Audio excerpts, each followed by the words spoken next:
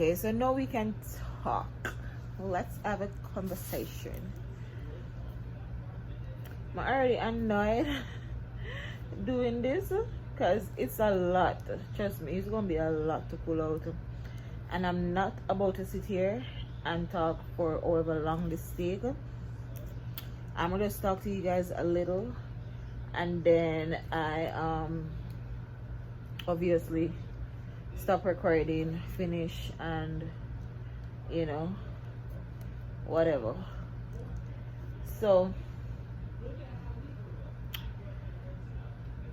you know, for the past couple of months, I've always seen where once I go on TikTok, especially, well, it was before I posted a TikTok video about migrating. I think it was after I posted a TikTok video about migrating, because you know how these social medias are.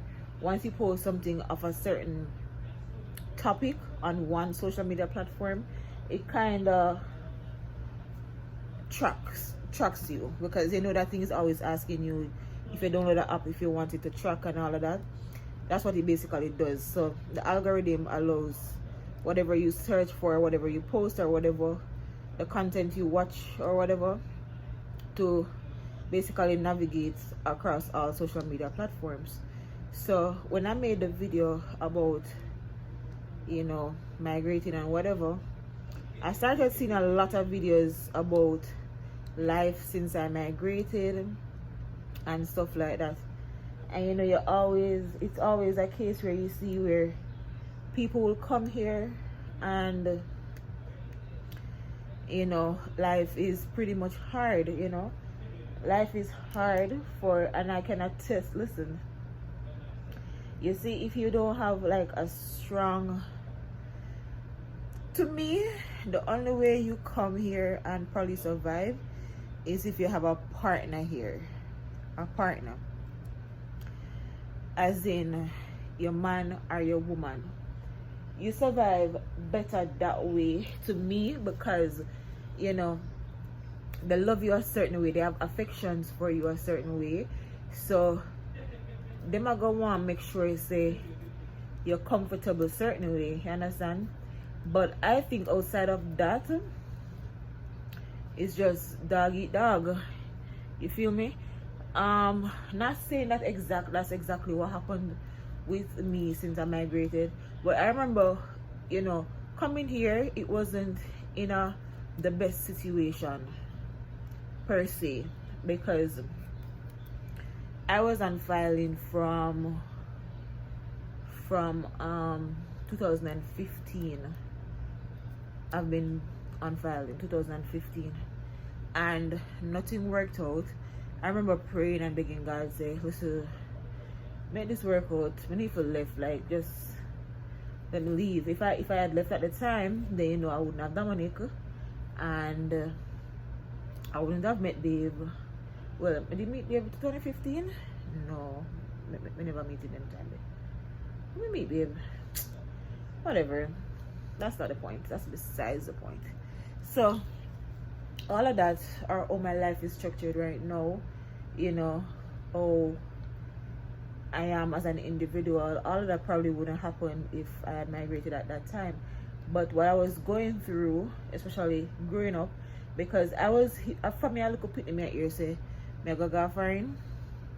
I remember I was supposed to go to England, and the person that wanted to adopt me was my grandmother's sister's daughter.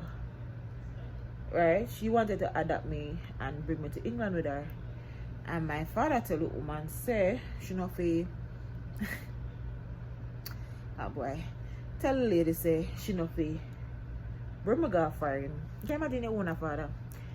Tell the woman, say, if she must help one of the older people in the family. Somebody who more mature, or the older ones in the family, help one of them instead of helping own pitney. Imagine that. So it didn't happen. I never get to go England. And then after I did to go England and that never worked out, I heard I was supposed to travel. I forgot to find my mother or whatever. And I remember praying and praying and praying from them time there, and that was before 2015. So I come true because I was a child and I was tired of the life I was living. I was so tired of it. I wanted to leave, but nonetheless, none of that happened. So fast forward out to 2020, which year in 2022? 2022, things happened. My mother got admitted in the hospital. She, like, I still haven't told you guys the story. She was in coma for 9 days. She had a surgery, surgeons messed up and stuff. She was in coma for 9 days, and I was going through a crazy period in time, a crazy period in my life at that time. Like, I don't even know how I survived it, because in my head I was like, oh my God, my grandmother did God left me. The one somebody with me I've left for me, have some form of emotional connection, not some form of, but you know, some level of emotional connection too, in regards to, you know, loving and whatever, as a parent or as a whatever. If me lose that now, maybe basically I go just I live in this life, basically me and my pitney, because yeah, I was pregnant with my kids, and it was bad that even that at that time I was pregnant, obviously, and because this happened in June, she went in the hospital after her birthday in June, and listen, when things started getting tough, I didn't even care about this pregnancy anymore. I had persons, you know, talking to. My sister-in-law was there, my friend Sash. Listen, persons who are expected to be there for me a certain way, they weren't there for me. And it's always come back to, it's not always we expect to be there for you a certain way. I'm gonna be there for you. But I must say, even from a phone that I was pregnant, listen, Sash was there right behind me. She literally started coming every day. Right when I talk to Sash, shit, we talk to her from week. Yeah, I let me talk to her from week. She called me like every day to check up on the pregnancy, how was I doing, how I feel, stuff like that, whatever the case may be. And my sister-in-law was there, every breakdown, every ball, every stress. My sister-in-law was there, and the persons who are expected, you know, obviously if something is wrong. And by the way, from a posted, normally sometimes I would post, right? And then from me expect say when I post, whoever cares about me certain way, because it's reality, we expect to post certain things, even though sometimes when we post, we just post to get to talk things of our mind or whatever, not necessarily for people to be texting and calling, because that can be annoying for me sometimes. Sometimes when I do post something, I don't expect anybody to reach out to me about it, because I'm like, oh my God, I'm in a conversation which I don't really want to be, and just post because I just want to get certain things off of my mind, you understand? But at that point, you know, I was going through the roughest path in my life, and you know, certain people who were expected to be there just weren't there. So from that, I haven't really even had much conversations per se, because you know, we all have this thing where we say friends don't always have time for each other because we're busy focusing on our lives and whatever the case may be. After all of this happened, I started to thinking that that's just an excuse. I don't know to do what, but that's just an excuse, because I feel like if we're friends and we're close, if it's even once a week, we can communicate just to check in to say, hey, everything is going, you okay, whatever, whatnot. I used to also live by that narrative to say that friends, you know, we don't have to talk every day, which is true, we don't have to talk every day, but when it's months and stuff we don't talk, it kind of feel like you guys start getting distance, you understand? And then seeing those friends with other people, communicate with other people and whatever, you kind of start think twice, like, I mean, we're friends, we don't have to talk every day, but we don't talk for months, and it's supposedly okay, but yet still, you know, you've been communicating with other people. And you know, I'm not really going in much into that. It's just a thought I've had, and you know, Well, you know, sometimes, as I said, you don't think about certain things until you're really in a certain positions. But then again, if, as I was saying, you know, friends have to talk every day. That's fine, you don't have to talk every day. But when you're in a certain situation and something drastic is happening in your life and something heartbreaking or whatever, even if I never talk for a year, you'd expect that your friend would be there behind you every day. You don't have to be the one. You're going through something, so they can't expect you to be calling them to telling them, you know, this is what's going on now and whatever. You know, expect a friend to be checking in on you to see how are you doing, how's the situation coming on and stuff like that. And I have only gotten that from a few people. I was even telling my mother about this friend who is buying stuff for the baby, and she's like, we meet her or whatever. I'm like, we have never met in person. And she's like, really? I said, yeah, we have never met in person.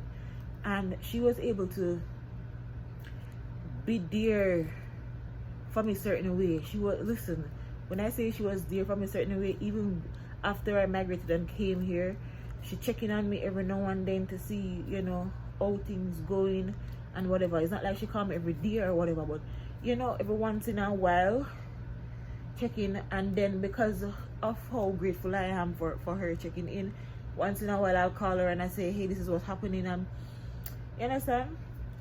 But yeah, at that time when I migrated, I was going through the roughest time. I thought losing my grandmother was the roughest time, and trust when I say my grandmother is my everything. But you know, with my grandmother, she had just died, and then I wasn't pregnant at the time. I wasn't really, you know, having to think about, oh my god, me stress is gonna affect my baby, my unborn and whatever. I already had a child, so it was totally different. Now that I was pregnant, it reached a point where I say, if I have a miscarriage or whatever, it's whatever, because this is my mother. I mean, people tell me, say, don't cry, just pray about it. I prayed.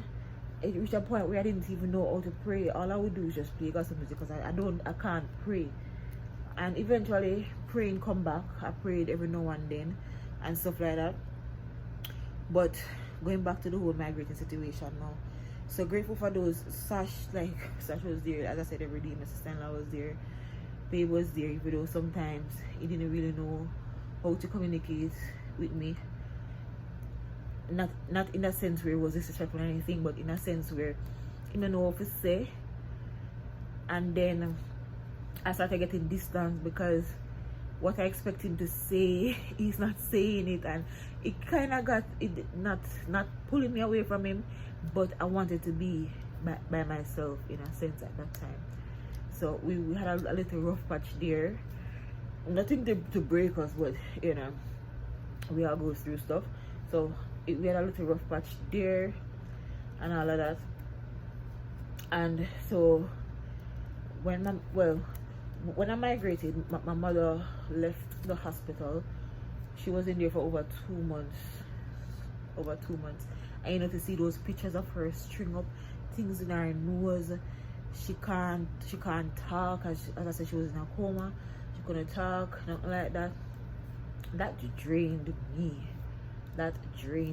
And then the whole immigration process of Dominic not being on my filing, and the possibility of me leaving him in Jamaica. It was chaotic. It was crazy. I remember even the point where Dominic was not on my file at the time, and I was, you know, the conversation that came many times that, you know, if I was to leave, I wouldn't leave him with him for other people in Jamaica. I would have stayed with his stepdad.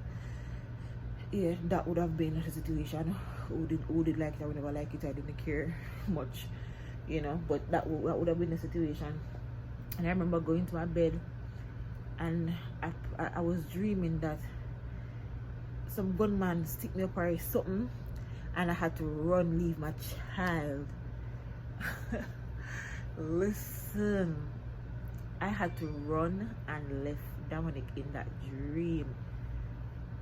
to show you how stressed out I was. That was a dream I had, going to bed. I had to run left Dominic, and then I try to find police, find a way. Oh my god, get the police to follow me, figure try and find me, pick me, and I jump out of my sleep. And that same morning I went up to embassy. Well, that for the entire night, the rest of the night, I started doing my research to see how I can add him to the filing at that last minute, how I could get to take him with me and stuff like that. And then I saw something saying that if I want to carry him with me, I have to get an appointment at the embassy with him as well, because the plan was to go to the embassy and let them know that I don't have anybody to keep him, XYZ, if he could get a visa or whatever the case may be, because his father sent a file for him, only find out say father never put in a paper for him. So that was that. So yeah, I had to put him in the system or whatever before my interview.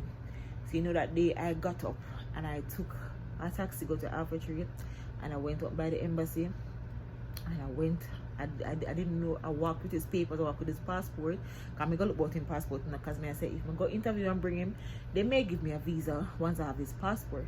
So I went and I spoke to somebody up there. I say I have an embassy date. Even getting the embassy date was another story. I don't know if I can tell you guys the entire story in this video, because this was not meant to be a story time video like that. Oh my god. But that is even another story. Or I end up getting an embassy date, because I kept getting emails that no embassy date available until 60 days. Every time I get something, it says 60 days, 60 days, 60 days, because there's no date available for me to be interviewed or whatnot. So that day I walked with his birth paper, his passport and whatever, and I went up there and I saw when they were going in for interviews, I spoke to a police officer, and he put me in the line and said when whoever come out I should talk to the person. So that's what I did, and I explained to her that I'm a child, I'm going to be migrating, I don't have anybody to keep him and stuff like that. And she said to wait here, like she go inside and talk to somebody and come back to me. And when she came back, she said I should come inside, and I went in there, and the lady asked me all the details, and Dominic was added to my filing right there. And then listen, it was the calmest, it was the most normal time in my life since June of this year. I wasn't stressed out no more or whatever. Everything just kind of, my pressure just started to run down, like, you understand? So that's why I got him on my family and get to take him with me. Praise be to God. But yeah, so coming here, I thought that to how things were with my mom, I thought that when I came here, she should have still been in the hospital. I didn't expect that she would have gotten out at the time, because they're never ready for discharge or anything like that. So when I came here this Sunday, she was transferred to rehab, because she had to go to rehab 2 weeks prior to me coming here. So things start looking better when me here say she'll get discharged to go to rehab, because she have to start to learn to walk all over again and all of them stuff. So me kind of grateful, so I never go come see her in the hospital, but at the same time I go come see her not working, not being able to take me around, not be all I had planned for, or all I had imagined that life would have been when I get here. It was nothing like that, because as much as I wanted to see her on the video, on my post and I just come, she was sick. She still is. She haven't recovered, because she still cannot go back to work until about next year. So life was rough when I just got here, you know, and not being able to move. And you realize that coming to Florida, especially if you're not able to move around, if you don't have a ride or stuff like that. And then again, God work in mysterious ways, because if I had came here at the time where she was up on her feet, then I probably couldn't move around for the certain things, because she's the one now taking me to work, you know, taking me around to get certain things done and whatever. But she not being able to work, I'm here not working, brother here not working, whatever. Only but smaller brother here working. It's hard. Like, cause everything basically would have be for the little brother, which mother help out whatever, but you know, it's hard because you don't expect say when you come, you don't get you can look tour the place and depend look a vacation mood. Not the first time you come here, none of that. The pressure was on me then because when I come, it was what, September, and I had 3 months before giving birth. I came here 3 months prior to giving birth. So can just imagine me come here 3 months prior to giving birth, but I not work, but I not have no money for buy my baby things. They might help me out certain way, put my half of the money where me can contribute to while the dad is contributing, and me doing everything. Me can't do nothing because me not have the money. Just coming to a new country and I don't know my bed from a bed foot. Well, I'm not on a bed. You know? So, and then migrating from your home where you were 100% independent because you were doing your own thing, you had your own space. You know, if your house dirty and if you like cleaning today, you don't have to clean, they can clean it tomorrow. If you feel like cleaning tomorrow, and then having to share space, it's crazy. I remember the first week I came here and I said, you know, sometimes I am very open, I'm very realistic. Like, a lot of times we see stuff posted on social media, we don't even know what's going on behind closed doors or whatever. I remember the first week I came here, I cried. I wanted to go back home because I was so uncomfortable. I was like, babe, if it's one thing I know, if I was there, even though life was probably would have been slow in a sense where probably you alone than work now, or I not get enough clients and whatever, but at least when I have my own space and my own bed, at least would I have that. I would have peace of mind. I am broke, would I have peace of mind because, you know, having peace of mind, having your own space, and then coming out of that to come into a different environment, you know, that money having to get used to whoever I'm around, and it was just a lot to reach a point where that money could go to his father and not want to come back because he's more comfortable there. And I would totally understand because I'm like, I couldn't be biased or couldn't be biased to say make sure he came back tomorrow when really and truly he not have to come back tomorrow because he's more comfortable there, you know. He might be my little sister and him good. So, and then I used to, you know, Melissa was hey, Melissa was there, and I tell you, when I used to message her and say, Jesus, I was even at the point where I say, as a baby, I'm going straight into the army. Anything to get me out of the environment of sharing, I have to be around other people and not having Dominic's own space, so him can be as comfortable as he was back home. Anything to do that, that's what I'm gonna do, because whether I like it or not, it doesn't matter whether I like it or not. And since I came here, I never stopped searching for jobs. I send out resumes. If you look in my folder now, I have so many resumes for different companies. There's a point where I started getting frustrated because I'm saying, well, I started getting scared rather, because I'm saying, oh my God, these companies are asking for my social security number. How do I know if these companies are very legit? Like I have one right now, a call center. It's supposed to start this Friday, what I was telling you guys about. And I am still, even though I sent them my social and my passport and stuff, I'm still a little iffy. I'm like, oh my God, what if I'm gonna check my social and something? It's messed up. Because you know, it's not like in a Jamaica when you know, say, if you hear about a company, you know how to check out and ask people, and people would have more than likely know you're a friend. Nobody really know nothing certain way. If I don't Google, nobody knows anything. You understand? You have to go right here, so Google is the best friend. You don't really know anything, and then you don't really want to depend on certain people for certain people question, because even with the school for Dominic, I did my own research. I asked questions and stuff. Remember, I live in a Brandy message every day. I'm asking Brandy this, asking Brandy that. Brandy sending me this, Brandy sending me that. Listen, people would have probably tired of me to how determined I was to figure out life. I mean, I'm not gone nowhere yet. It's not even 2 months yet since I'm here.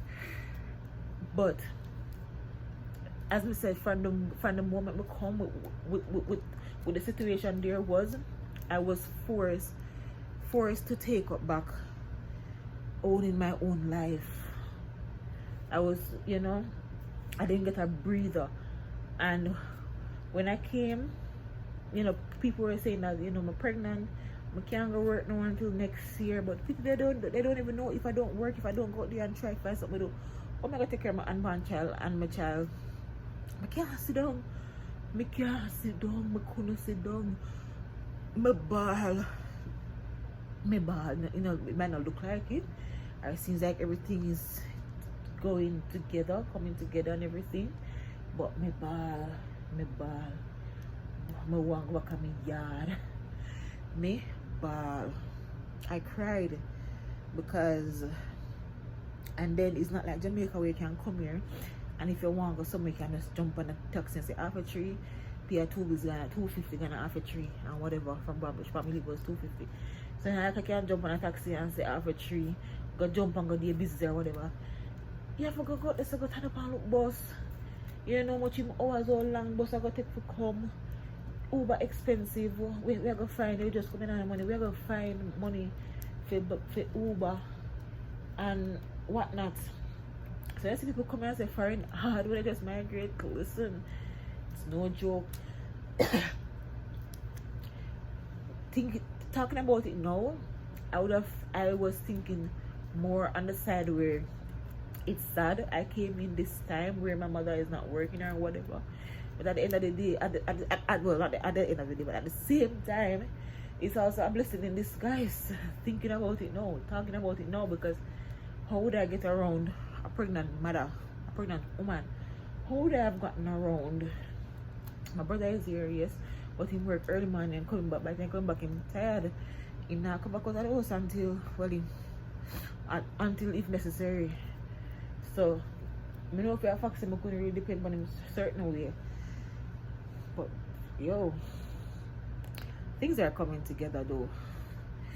Trust me, I remember when I just came, as I say, no money. Babe sent up some money.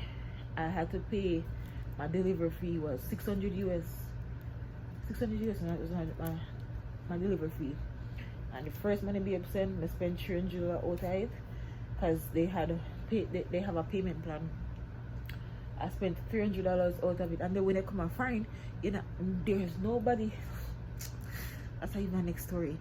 You come, I expect say, well, you have to expect say, certain people know you, so the family members, you expect when they come, they might give $120 and say, it's $120, yeah. Buy something for yourself or something.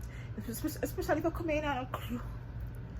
Listen, when I was coming here, I was pregnant, so most of my clothes them couldn't fit me, and I decided I wasn't going to buy anything, because it doesn't matter. It doesn't make any sense to buy anything in Jamaica. See that me go migrate, and some say I'm not buying nothing until me reach up here. I bet I get a two look one them can fit me, because they come in and a clothes, and if you start remember the clothes them. The undies them I have a Jamaica, her baby used to custom both of them tight. Them they couldn't fit me no more. So so when I come and find, I mean, they tell you that people always say your luggage are overweight and you have to go pay for it. So that was also a scare when you really want to care about sitting, and then when you go airport I have to go pay for them. and all them something say fine. So we left most of the things them we probably could have carried. We don't really carry them. Although as I say, I never have a clothes because I'm pregnant and I decide I'm going to wear my one pants until I migrate. So coming here in and clothes I know you expect say that's why I say it's also stressful because mother never work, she don't work. Then we could get clothes and something, even she sell clothes, but she will up on her clothes and she can't take out her things and she could say, but she that can carry go buy something and say, why not? So I see number one clothes them every day. I better be grateful so I still get content number one clothes them. But as I said before, things are gonna make sense soon because things are actually working out.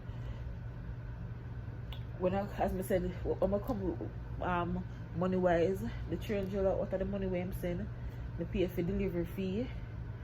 Then the rest of the money now I have to try panga with it. I take me a little time. I try if not spend too much because you have pampers to buy, you have to buy a car seat, you have to buy a crib, and I like Jamaica where if you don't have a car seat and if you don't have a pram, it's no big deal. Yeah, so them something that a necessity. You need a car seat, you need a crib, you need a blasted stroller, you need so many things. And then I was so, my sister-in-law always tell me, say, don't worry yourself, I gotta go work it out. But I'm not gonna tell anybody say it's just not worrying yourself, gotta go work it out, because we're human. We are humans and we have feelings and we are gonna worry. Even if we know that know say gotta go work it out or it go somehow work out, we still have fear. Fear is something we are forever eat us. No matter how spiritual we are, no matter how godly we are, there's always gonna be fear that what if. There's always going to be that what if, you know. And I see God working it out. I have so much stuff to show now. Sometimes I wonder, oh, I did some clients. Come here there, I wonder if I'm gonna get money from too, you know. Because I went the other day and I bought some stuff. I bought some baby stuff. And what I have now, the only thing I need is like probably a slippers or something to put my hospital bag and stuff. So fast forward from when I just came here, no know how this baby stuff I'm gonna go, what am I gonna do, what the things I'm gonna buy. I can testify right now that I have a stroller, 2-in-1 stroller and a car seat that I did not pay for because God made a way. God opened a door where He blessed someone to bless me with a car seat and a stroller, 2-in-1 car seat and a stroller. Let me hear amen. Hallelujah. Listen, and I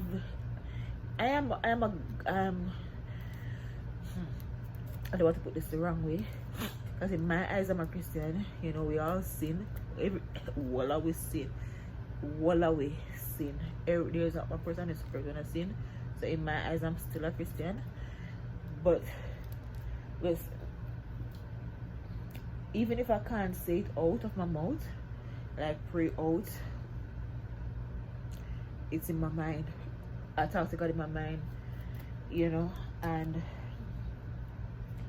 I try my best to stay positive. And I know, as Melissa always tell me, with the mindset I have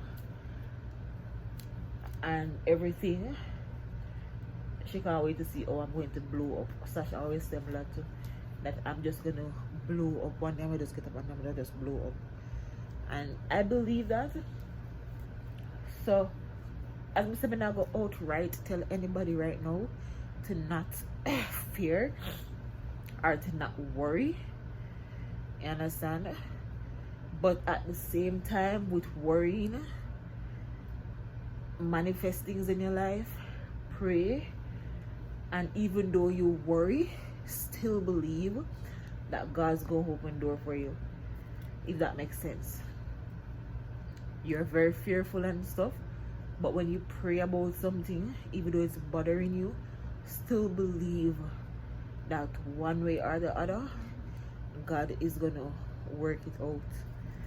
Because from June, I have seen where God has opened so many doors. And even when He has been opening those doors, I still feared, I still worried, I was still wondering, pondering, like, how is this all gonna work out? How is it gonna work out? What am I gonna do? You know? But the Shanie that I am, I go always try to find a way out. Even my stress, I don't know if I do, I go try to find a way out. And I have people in my corner where they are dear. They are dear. I remember coming up here as well. Dominic's godmother gave me $60 US. I had to look at her. I said, Janet, where you get US dollar from? Where you get money from? They look at me and give me $60. I'm gonna buy $100 to me. I remember, come I wonder what I'm spending. Where did I get those money from? But now thinking about it, I come back. I'm gonna have something there. Remember last. But yeah, I wanted to give you guys a whole story about how my brother got into coma, what happened. So if you guys want that story time, just comment and let me know, and I will give you guys a story time as to how my mother went into coma for 9 days and all of that. Listen, the struggle was real. I was so frustrated, I was so stressed out, but God did. Yeah, God did, trust me. And if it's one thing I can always say, the songwriter say, he may not comes when you want him, but it will be the right on time. It may not seem on time, but trust me, it's the right time. It's the right time. So yeah, I hope this talking to you guys know, this was supposed to be pulling my braids and getting my hair done and everything, but apparently gone a different way. But if somebody is watching this who is feeling down, I am not going to tell you not to feel down, because that's bullshit. That's bullshit. That's it. It's your life we're talking about here. It's reality we're talking about here. So me not gonna ever tell nobody say don't feel down. Feel down. Feel how you're supposed to feel. Feel how you want to feel. But at the end of the day, you're gonna pray about it. You need to pray about it. We're gonna pray about it. Pray about it. And if it's even faith as small as a mustard seed, because we expect, I don't know, I think some of us expect that somebody should pray and believe. And when we say pray and believe, we expect them to say just pray, forget about it, don't worry about it no more, but don't worry about it, live your life. That's bullcrap. That is bullcrap. If you're going through a struggle and you pray, I do not expect you to just forget about it and say, okay, gonna work it out, moving on with life. You stay right there. So we're human beings. That's what the Bible says, with faith as small as a mustard seed. Small as a mustard seed. So even if you've prayed about it and you're still worried, but you have the faith which is as small as a mustard seed, God's got you. Trust me. God's got you. Because I don't know how I've survived these past months. I don't know how, but I'm here, and trust me, working right now, it probably wasn't the best idea because I am feeling some pain in my groin area. Every time I come off work, I feel right now, I don't know I'm gonna make it this weekend because I have work Friday, Saturday and Sunday. Do I work Monday too? I think I work Monday too. So I'm gonna have to work 4 days back to back. 4 days back to back. And my work is in a, do they say supermarket over here? Whatever they call it over here, where I'm a personal shopper. So I basically, when persons place order online, I basically walk around the store, the big old store, the humongous store, wherever it is, and I have to be doing this very fast. I'm not going fast enough right now because obviously I am pregnant, you understand? But I have to be walking very fast to get to do whatever my task is, to pick up the stuff and get them back and forth. Once I finish complete one order, I have to go. It's not even right. When I'm going for the stuff, it's not just one person I'm going for. I have 8 trolleys on my cart, pushing around 8 trolleys. The post I am with, the personal shopper, the requirement was that I'm able to lift 50 pounds or more. I didn't tell them that I was pregnant. I didn't put that on there. They didn't find out until after the fact. I was already in the company, so they couldn't bother to take me out. They couldn't put me out again. Because my tummy is not showing like that. If I dress up and go out, you probably think I have a big belly. That's all this pregnancy, thanks be to God, is. You'll never know I'm pregnant if you don't know I'm pregnant. So they found out after the fact that I was there already, and they wanted to change my post, and then it was a whole thing, and I'm still in the post. So I'm not gonna go through all of that, but I'm still doing it. If I have heavy stuff, I ask one of the guys for help when I can, but sometimes I have to lift a little more than I should. So me working now, doing the type of work I'm doing, is a little bit of risk, but faith that I am not gonna have a miscarriage. I bind up in the name of Jesus, bind it up, dash it away, and I am not going to labor sooner than I should. Bind it up in the name of Jesus. Everything is going to be okay because God understands and knows, say we need the money to buy up some little things and whatever. I'm not gonna be in the process of turning this living area into a room, you know, for me and the kids, and work my way from right here. So you understand? So I need some money. So I know God understand.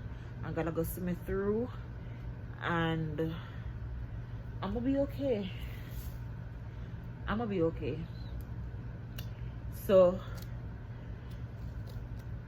I hope y'all somehow got motivated from this video. I know I'm always trying to motivate others. I always say God puts me through stuff so that other persons can listen to me and be encouraged or whatever. But God, sometimes I need a break. I need a break. Like, I have so many goals. I have my goals written down. And I just came here, I saw this journal. I don't know if remember the first video the first video where I bought this book, Be Still, I know that I am God, Psalms 46 verses 10. This is my little journal that I write my stuff in. And stuff. So yeah, I have my goals written down. I'm not gonna share them, but y'all gonna see me achieve these goals. And I have a letter I wrote to myself sometime this year. I'm gonna open that letter in December. My mind run on it, and I was gonna open it for you guys sooner than that, but I'm gonna wait until, because based on what I wrote, or I think I remember that I wrote, when I open it at that time, I'm gonna be so proud of myself when I open it that time. So until then, I think I'm gonna just close this video. I don't know. I want to come back and I'm not gonna close it yet. I'm gonna post this video tomorrow, Friday, for you guys. So I'm gonna finish pulling up my hair, and then when I get it washed, so I'm gonna show you guys washing it and all of that. And then when I get my hair done. So don't go nowhere. I hope you guys made it this far. Don't go nowhere. Wait until the end of this video. In the meantime, like, comment, share with a friend. You must have one friend in your contact that you would like to subscribe to my YouTube channel. Let us send the link. Each person that watches the video, send the link to one person in your contact and say, please subscribe to your channel. Let's get to 10K by December. Please and thank you.